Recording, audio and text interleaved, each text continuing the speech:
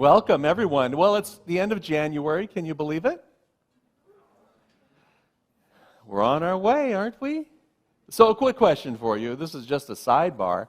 It's the end of January. Have you put away all of your ornaments yet from whatever holiday you were? Yeah, yes, some yeses, some nos, a definite yes. Last year, for us, there always is like one ornament that doesn't get put away, one thing. This year, it's a candle with bells around it, so it's somewhere else now in our living room. Last year, there were two little ornaments that as we were putting their friends away, they scurried underneath the TV console and hunkered down for the whole year. And then when we're ready to decorate the tree the next year, they came on out and said, "Hey, we're here." So, the whole year long, they were out. Well, the other thing that's interesting about the end of January, I think, is that this is about the time when those New Year resolutions begin to fade from our memory. Anybody have that experience? They start to flicker away. So this morning I thought, why is that? And I went online, I did a quick search, and here are the top 5 things, the top 5 reasons that those New Year's resolutions tend to flicker away. Now, I want you to listen to them, and see if you can hear a theme, or see how it shows up in you. So the first one is setting unrealistic expectations. Anybody resonate with that one? How about not going step by step? Too many goals at once. An inability to identify the obstacles. Now, in those top 4, are you hearing a theme? What's it saying to you? Anybody?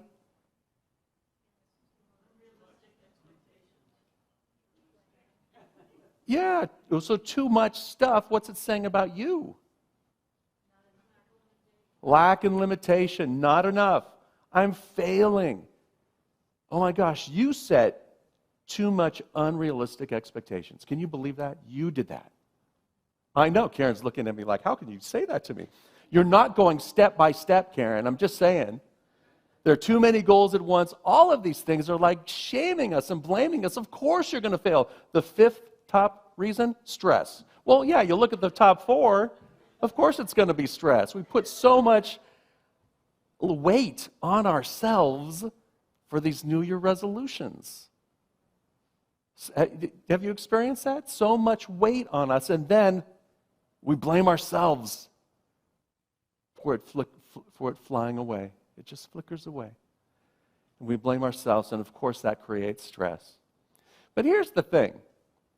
The real problem is not that you have unrealistic expectations.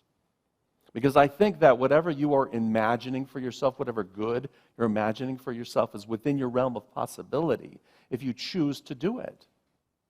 But I think what really gets in our way is that we are battling those old patterns, our old past, and our old perceptions. So it really doesn't matter what you're going to put in front of you. It could be easy peasy lemon squeezy, but the problem is if we have these old perceptions that say, I can't really get there, I'm not going to do that, then those perceptions, what we call those beliefs, BS, it's a spiritual term. What's it stand for? Belief system. I had to get that out there right away just in case anybody took it in a different direction. Right? Those beliefs start to act up, and they put up a fight. And our automatic behaviors put up a fight because that's the way we've always done it. And most of it's unconscious. Most of it is beyond our realm of understanding because we just aren't looking within for that solution. So what is it that I can do to move beyond that? When we become aware of those emerging possibilities, and that's another wonderful word for a resolution, an emerging possibility.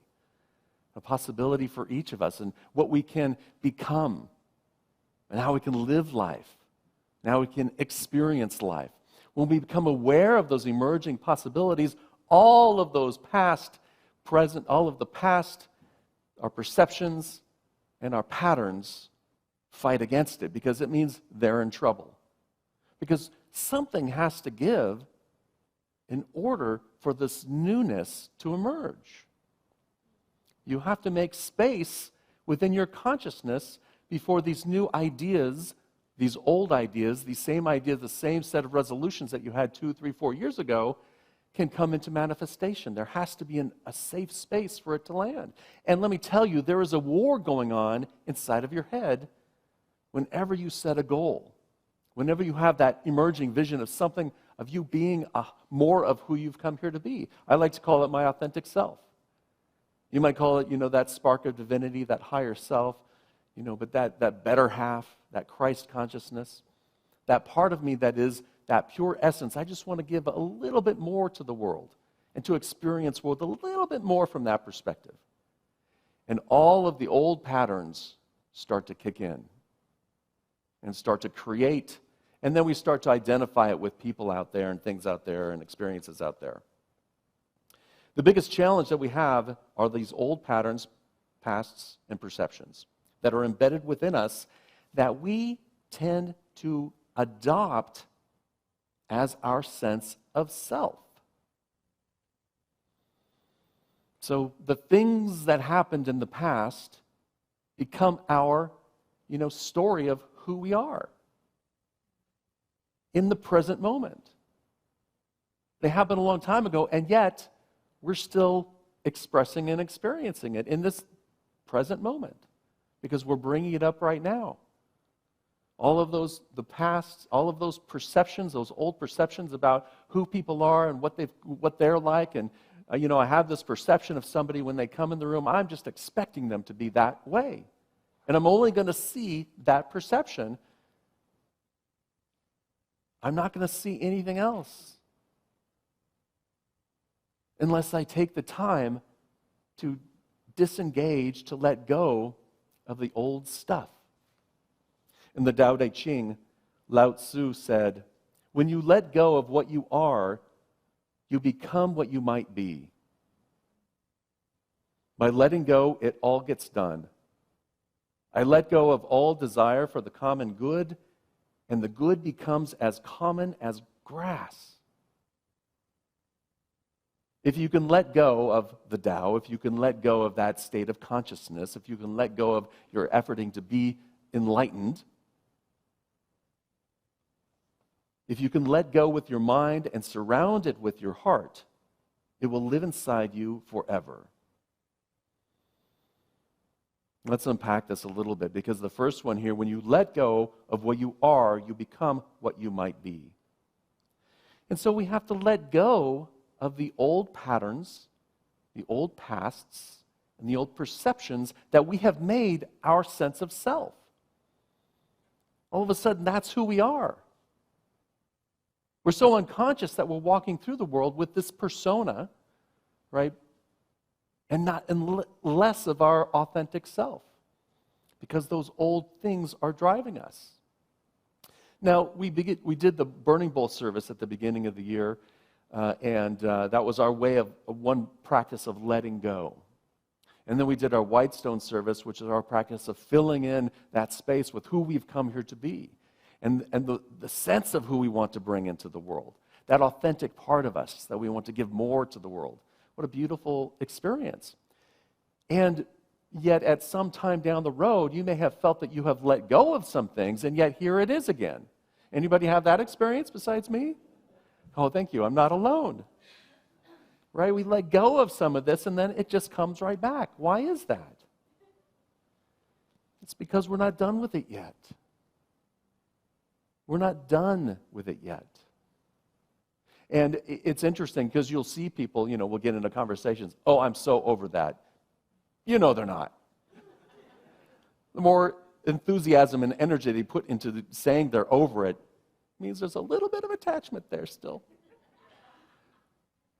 And this is from experience. So I'm talking about myself here. None of you, of course. I'm not talking about you. I'm talking about myself. And I know when I'm done with it, it just isn't a part of me anymore. It doesn't come up anymore. It's not something that I remember as much. It's like, oh, yeah, okay, I remember that. But you know what? It's now in the archives. I've clicked that archive button and that email's gone. I don't know where it goes. It's just in the archives.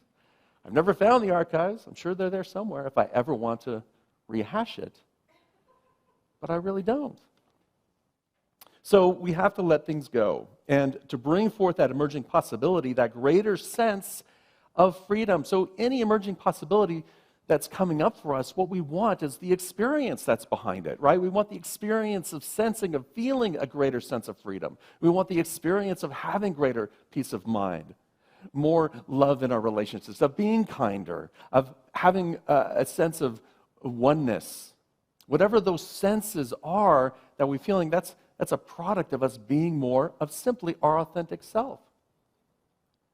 There isn't anything that we have to do to achieve it. And that's what he means by, if you let go of the Tao, then you will experience in your mind, then you will experience the Tao in your heart. If you let go of this awaking moment and just allow it, you'll be it.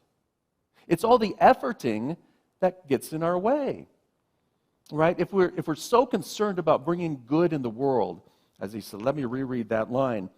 By letting go, I let go of all desire for the common good, and the good becomes as common as the grass. I let go of all desire for the common good. You see, we get so caught up in our attachment for things being right and good that we want to create right and good in the world, and we want to be that beacon for it. And that's all fine, but that attachment also means that we're coming to the situation with a sense of what? Lack. It's all messed up. And, if we're holding in consciousness that the world is messed up, trying to bring good, what are we going to bring? More messed upness. I don't know if that's a word or not. The grammarians can, I don't know if that's a word. You can correct me later. But you see, it's that consciousness, and what Lao Tzu is saying is that if we let go of the attachment to it, we're not saying it's not important, but if we hold such an attachment to anything in our lives, anything that we call good in our lives, we're holding that attachment and we're looking at it from the perspective of, I don't have it. So that grip is enforcing, I don't have it.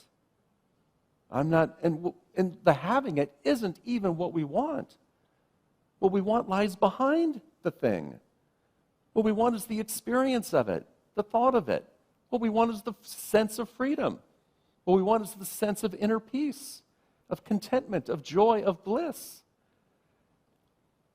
And when we let go of our attachment to it, we're letting go of the I'm not it. And we're just allowing what is already within you to come forward. We're allowing that divine essence, that spark to shine a little bit more so you can experience it. I think we're all looking for that aha moment. And most, I think all religious traditions have some aha moment, have some awakening moment, have some moment when you experience something. Now, not everybody in them has experienced that. But when you experience it, what I've noticed is that I don't experience it when I'm striving to experience it. I've had meditation experiences that were just out of this world, that were fantastic. I walk out of them, and the world is different. The world is shimmering. It's like a burning bush. The trees are all shimmering. And when I try to do it again, what am I doing? I'm efforting because I think I'm not there. So instead of efforting, they've all happened when I stopped efforting. I do the practices. I do my daily meditation. I do my daily affirmative prayer. I walk out in the world, and there are times when it's like, joy, bliss, oneness, and not even a ness, just one, by efforting less, by allowing that storm in our brain to calm down. So in our daily lives, what does this really mean? One of the most, one thing that really is so heartwarming for me, it's so rewarding for me, is when somebody comes and tells me how they've taken, a spiritual principle and they've applied it to their life, in the world, in their job, as if, there's a difference between spirituality and the rest of your life. For me, there isn't. It's all one thing. We talk about being spiritual beings. Yeah, you're a spiritual being, and everything you do in life is spiritual. And it's wonderful to hear this person came back to me and said, I applied this and this is how I looked at it. And she told a teammate of hers. They're basically, what she said is that there are 3 boxes. So this all relates to letting go of the past. Okay, because the past is what I think really gets in our way more than we think. Because all of those automatic patterns, all of those automatic beliefs, the past are all generated from our past. And so by letting go of them, we can live more into them. We can live more into who we've come here to be. Yes? That makes sense? So she said, what I did was I came up with the idea of 3 boxes. And, she told her teammate, when we're going through this exercise, because they're doing it, they're talking about the past, meaning like 2 weeks ago. And you can do this, the past meaning, 20, 30 years ago. It's the same thing. Because 2 minutes ago is no different than 20 years ago. It's still in the past. And whatever we're holding on to from 2 minutes ago or 2 weeks ago is what we're living in the present moment. So she came up with the idea of 3 boxes.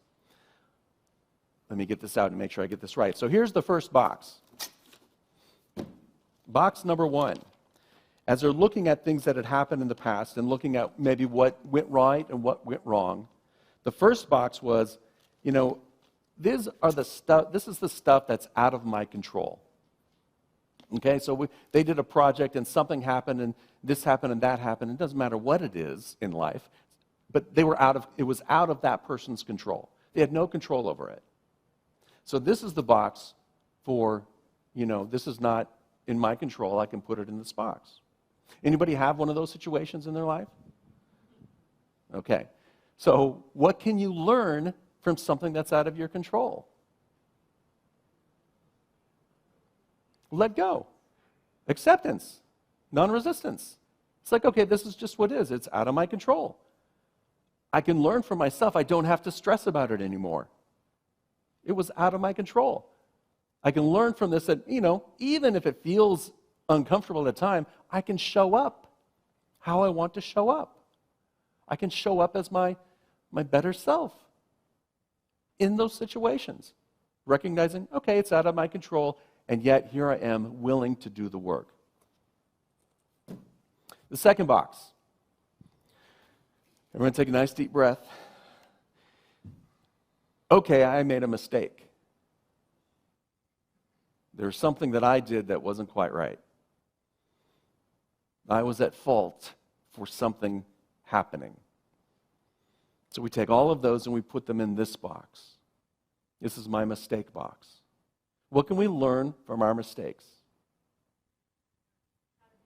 How to do better. Yeah. And not just how to do better, like write better code or do a better spreadsheet or write words that make wordy sense. Clearly, I can do better there. But how can I do better in the situation? And how can I own what's mine to own? Okay, I was a knucklehead.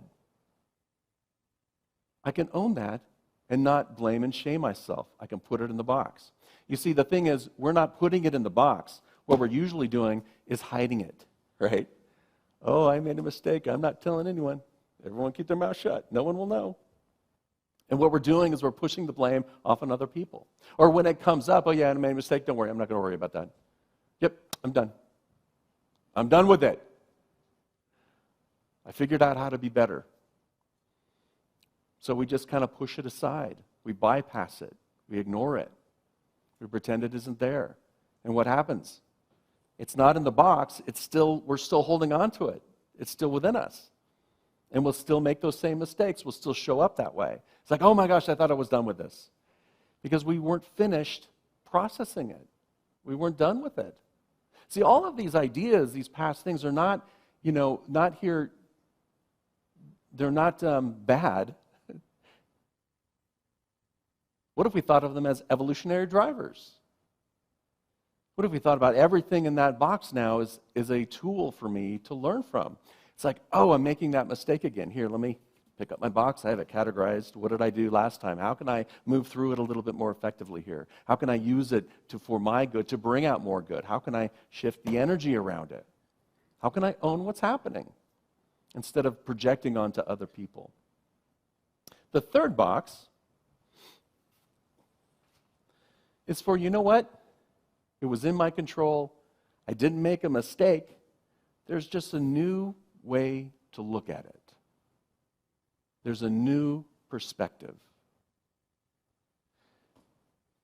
Now, this was a very real-world example in a high-tech company.